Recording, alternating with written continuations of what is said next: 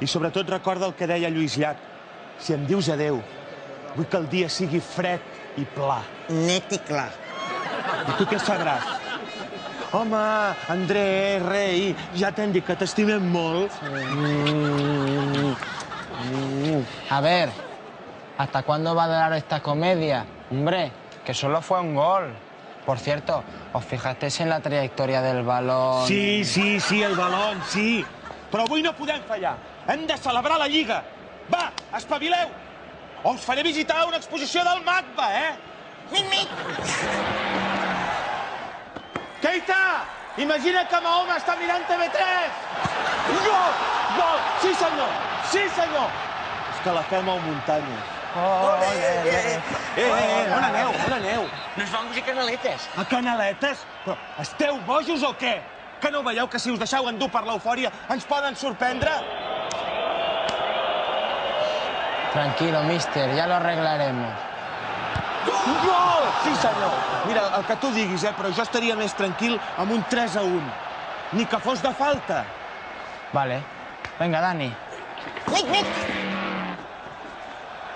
Gol! Sí, senyor. Gol! Gràcies. Sí, senyor, Dani. T'has engreixat una mica, no?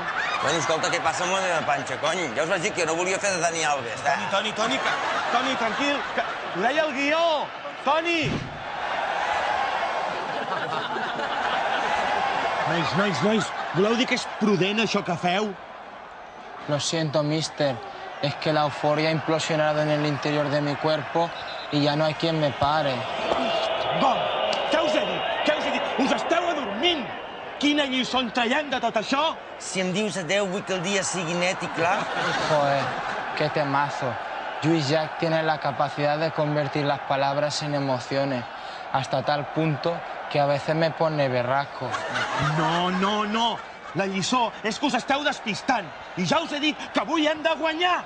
Tranqui, mister, que estamos en el minuto 90 y la verdad que el único que marca en tiempo de descuento soy yo. Anda, pues va a ser que no. Ho haveu vist? En l'últim minut! Us quedeu sense celebrar la Lliga! A capot!